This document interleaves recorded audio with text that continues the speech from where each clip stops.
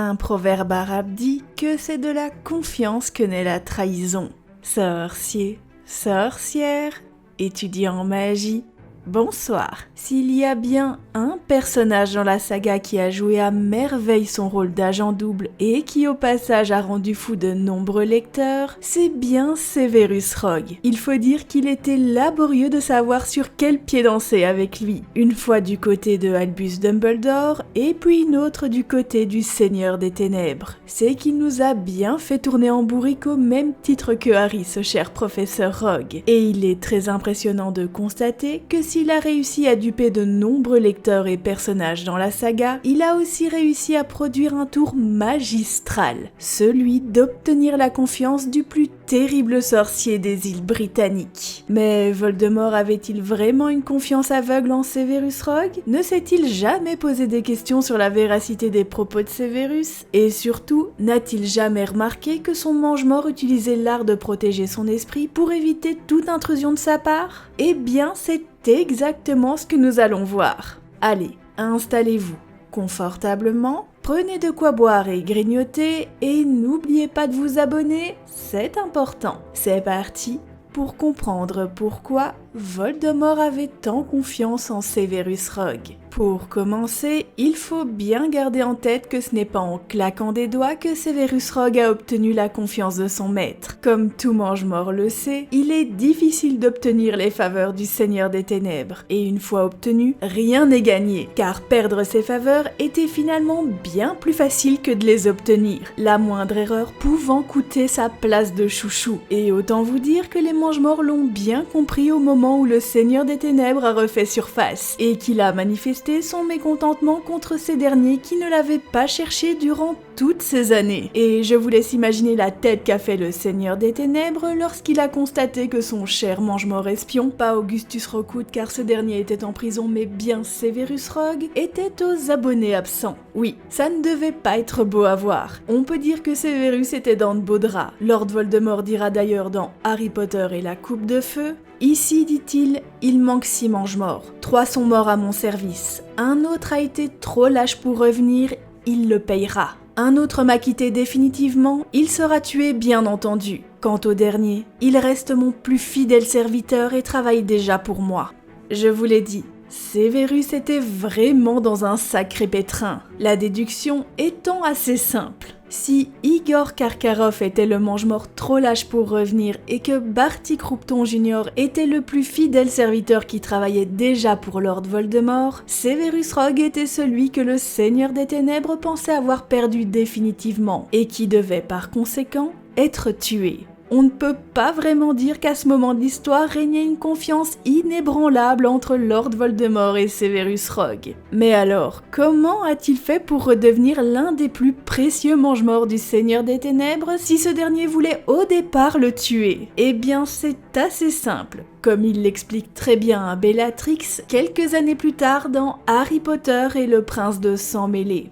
Sur ordre de... commença-t-elle d'un ton outragé. Réfléchis un peu, l'interrompit Rogue à nouveau agacé. Réfléchis. En attendant 2 heures, simplement 2 heures, je m'assurais que je pourrais rester à Poudlard comme espion, en laissant croire à Dumbledore que je revenais auprès du Seigneur des Ténèbres uniquement parce que j'en recevais l'ordre. J'ai pu communiquer pendant tout ce temps des informations sur Dumbledore et l'Ordre du Phénix. Pense à cela, Bellatrix. La marque des Ténèbres était devenue plus intense depuis des mois. Je savais que son retour était proche. Tous les mange-morts le savaient. J'avais alors bien assez de temps pour songer à ce que j'allais faire, m'organiser, m'enfuir comme Karkaroff, tu ne crois pas? Le déplaisir que mon retard avait tout d'abord suscité chez le Seigneur des Ténèbres s'est très vite évanoui. Je peux te l'assurer, lorsque j'ai expliqué que je lui étais resté fidèle alors que Dumbledore croyait que je travaillais pour lui. Oui, le Seigneur des Ténèbres pensait que je l'avais quitté à jamais, mais il se trompait.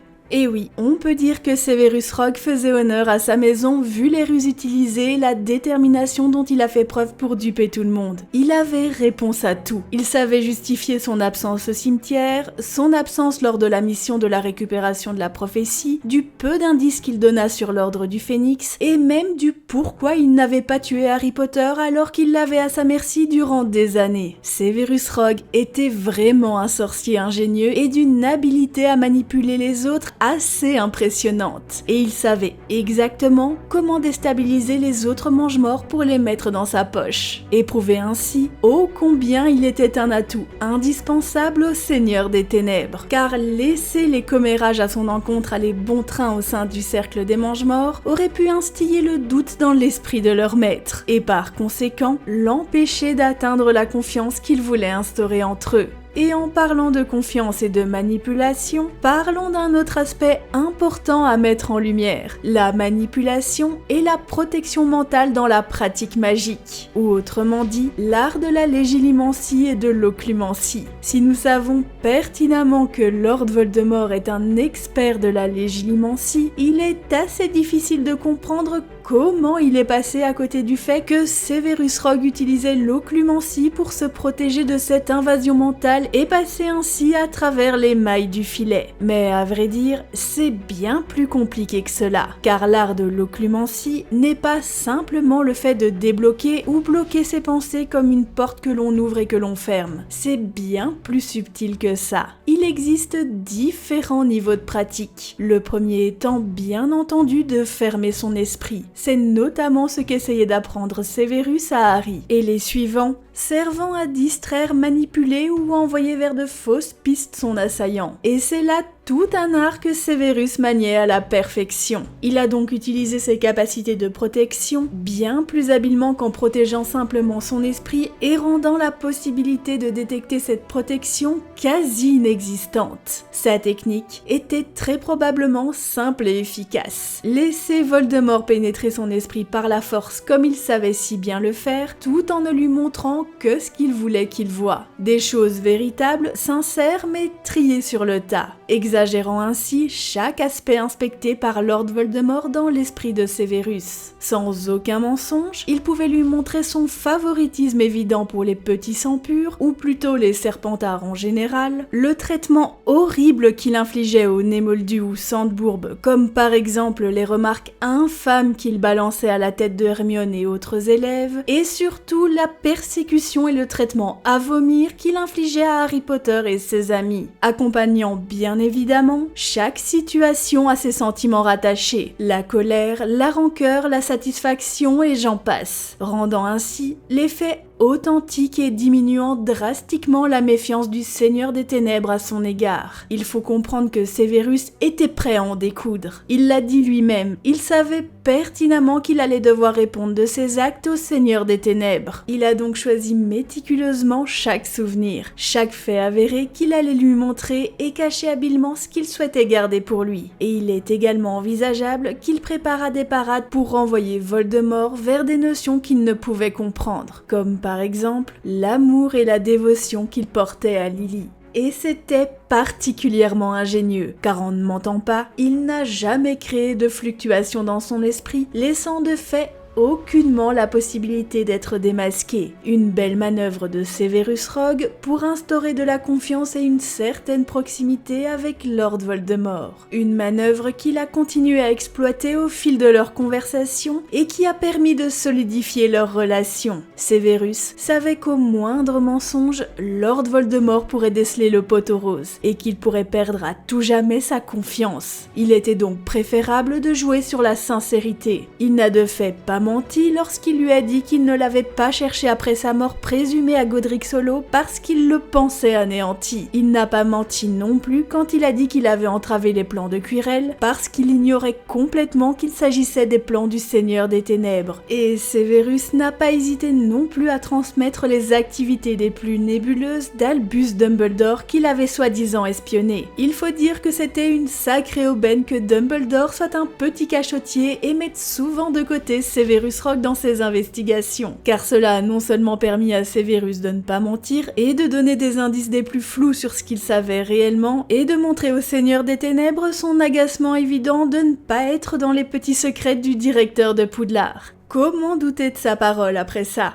Mais ce n'est pas tout. Savez-vous ce qui doit impérativement accompagner les paroles pour que la confiance totale règne dans n'importe quelle relation? Eh bien, ce sont les actes. Et s'il y a bien un acte qui a renforcé la confiance de Lord Voldemort à l'égard de Severus Rogue, c'était le meurtre prémédité d'Albus Dumbledore. Car s'il ne s'attendait pas du tout à ce que Drago Malfoy réussisse, il devait s'attendre à ce que Severus Rogue prenne le relais dès que le jeune Serpentard aurait échoué. Et comme ce fut chose faite, il est indéniable que la confiance régnait quasi pleinement entre eux après cela. Lord Voldemort ne pouvant s'imaginer une seule seconde que c'était Albus Dumbledore qui avait lui-même planifié et anticipé sa mort et attribua par conséquent tout le mérite à Severus Rogue. Et c'est ainsi que Severus récupéra sa place de favori auprès du Seigneur des Ténèbres. Et la preuve en est que dans Harry Potter et les Reliques de la Mort, la place de Severus au sein du Cercle des Mange-Morts était juste à côté de Lord Voldemort. Et évidemment, Severus ne pouvait s'en arrêter là. Il devait maintenir la confiance et pour cela, il devait impérativement transmettre de véritables informations sur les actions de l'Ordre du Phénix, comme il l'a si bien fait dans le chapitre 1 de Harry Potter et les Reliques de la Mort.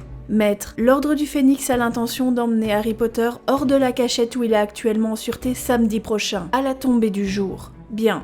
Très bien. Et cette information vient de la source dont nous avons parlé, dit Rogue. Maître, j'ai eu des informations différentes. Yaxley attendit, mais comme Voldemort restait silencieux, il poursuivit. Rogue souriait. Selon ma source, il était question de nous lancer sur une fausse piste. Cela doit être celle-ci. Bien sûr qu'il en était certain s'il a été ensorcelé, dit Rogue. Je puis t'assurer à toi et Yaxley que le Bureau des Aurores ne jouera plus aucun rôle dans la protection de Harry Potter. L'Ordre pense que nous avons infiltré le ministère. Pour une fois, l'Ordre a raison, pas vrai? Dit un petit homme replet assis non loin de Yaxley. Il eut un petit rire essoufflé qui suscita quelques échos le long de la table. Voldemort, pour sa part, ne riait pas. Son regard s'était levé vers le corps qui tournait lentement au-dessus d'eux, et il semblait perdu dans ses pensées. « Maître, continua Yaxley. » Voldemort leva une grande main blanchâtre et Yaxley s'interrompit aussitôt. Une lueur d'amertume dans le regard lorsque Voldemort se tourna à nouveau vers Rogue. « Où vont-ils le cacher ?»« Chez l'un des membres de l'Ordre, répondit Rogue. D'après ma source, l'endroit bénéficie de toutes les protections que peuvent fournir ensemble l'Ordre et le ministère. Je pense, maître, que nous n'aurons guère de chance de nous emparer de lui une fois qu'il sera là-bas, à moins bien sûr que le ministère ne soit tombé avant samedi.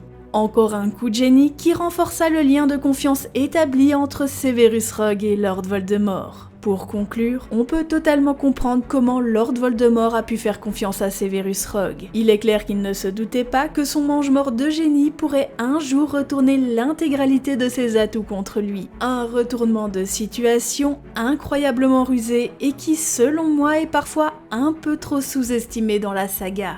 Et voilà, c'est la fin de la vidéo. J'espère qu'elle vous a plu. Si c'est le cas, n'hésitez pas à la partager à vos amis sorciers. Et avant de transplaner, je compte sur vous pour lancer votre plus bel expecto patro-like. Je vous dis à très bientôt pour d'autres vidéos. D'ici là, prenez soin de vous et des autres. Sorciers, sorcières, étudiants en magie, au revoir.